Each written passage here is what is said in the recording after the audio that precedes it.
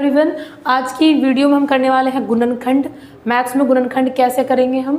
पहला है x square plus 8x plus 15। अब देखिए यहाँ पे हमारा कुछ भी होता, अगर क्वेश्चन की शुरुआत हम कहाँ से करते फैक्टर में, अगर हमारे यहाँ पे 1 होता तो हम 1 की मल्टीप्लाई भी पहले 15 में करते, फिर हम उसके फैक्टर करते।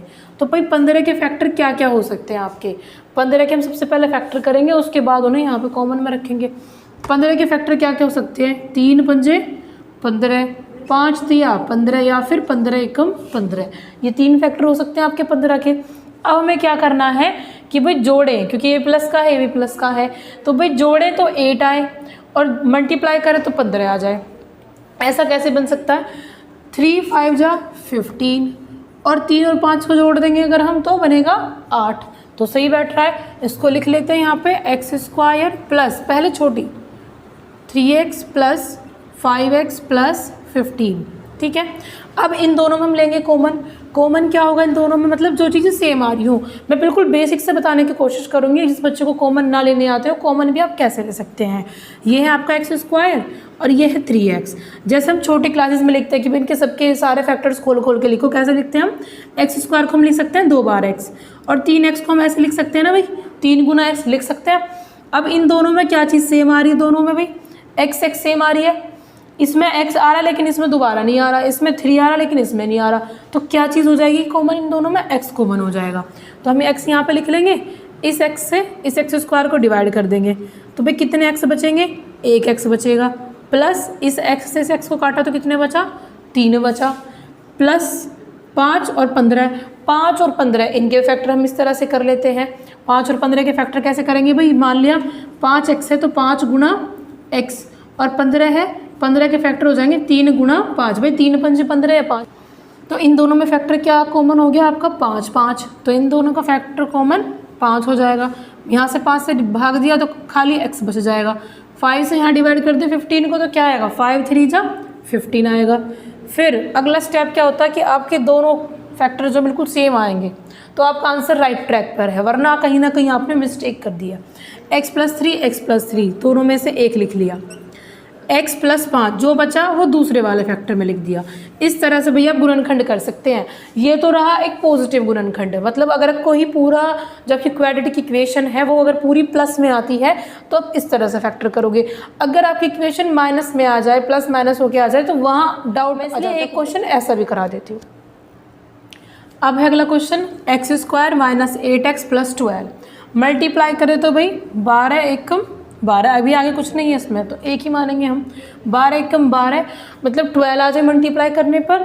अगर हम उनको जोड़ते हैं तो क्या आ जाए, 8 आ जाए। देखिए अगर आपके गुणनखंड में बीच में माइनस आ रहा है सवाल में और बाद में प्लस आ रहा है तो इसका मतलब दोनों संख्याएं बीच में जो रखी जाएंगी वो दोनों माइनस की होंगी। क्यों, क्योंकि दोनों संख्याएं अगर माइनस माइनस की होती हैं तो उन्हें जोड़ते वक्त उनमें माइनस का निशान लगाया जाता है और गुना करती बार उनको प्लस का मान लिया जाता है, माइनस माइनस प्लस।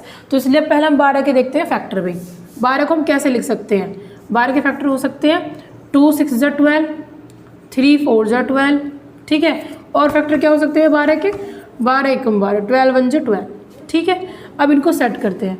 भाई 12 और 1 जोड़ेंगे तो 13 आएगा और गुणा करेंगे तो 12 आ रहा है, लेकिन जोड़ने पर सही नहीं आ रहा। 3 4 जा 12, मल्टीप्लाई करने पर तो 12 आ रहा है, लेकिन अगर हम इन दोनों को जोड़ेंगे तो कितना आएगा, 4 और 3 7, और अगर एक दूसरे में से घटाएंगे भी तो क्या बचेगा, 1 बचेगा।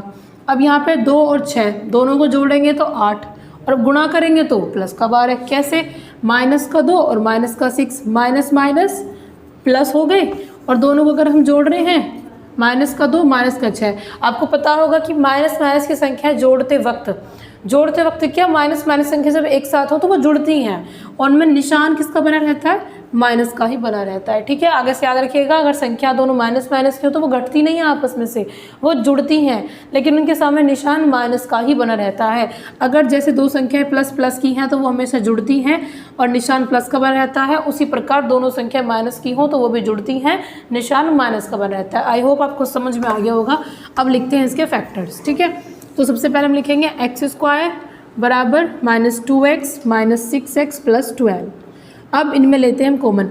कुछ एक लाइन और होती है इन क्वेश्चंस में जो बीच में टीचर्स द्वारा लिखवाई जाती है, वो मैं आपको एक बार लिख के दिखाई थी वो कैसे होती है। मतलब इससे पहले भी एक लाइन लिखवाई दी जाती है इस तरह से कि यहाँ पे भी आप -2 लिखिए, -6 लिखिए, यहाँ पे प्लस लगाइए, यहाँ पे x रखिए, प्लस का 12 रखिए, कुछ इस तरह से लिखवा दी जाती है।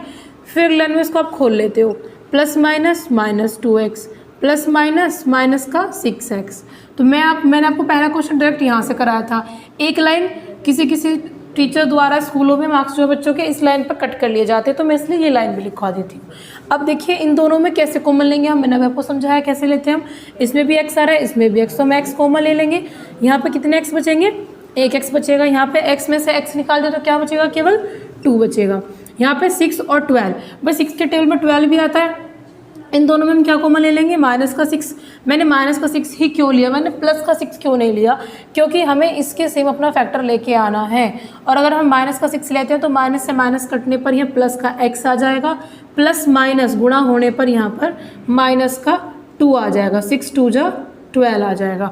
तो हमारे दोनों फैक्टर सेम हो जाएंगे, इसका मतलब हमारा आंसर सही है। x -2 एक फैक्टर है इसका और दूसरा फैक्टर है इसका x -6। तो इस तरह से आप माइनस वाले सवालों को समझ सकते हैं कि अगर बीच में माइनस आ जाए बाद में प्लस आए तो उनको किस तरह से मैनेज करते हुए लिखना है। आई होप आपको 2 क्वेश्चन गुणनखंड के बहुत अच्छे से क्लियर हुए होंगे। कैसे निकालते हैं, शुरू के कि बाद वाले, सबसे लास्ट वाले की और शुरू वाले के आपस में गुणा करके उनके फैक्टर करने हैं, लिखने और कॉमन लेने हैं। इसी तरह से आप गुणनखंड करते चले जाएंगे। अगर आपको वीडियो अच्छी लगी हो, गुणनखंड समझ में आए हो, तो वीडियो को लाइक, शेयर और कमेंट जरूर करें। सब्सक्राइब करें हमारे चैनल को मैथ्स को ईजी वे में समझने के लिए। Thanks for watching.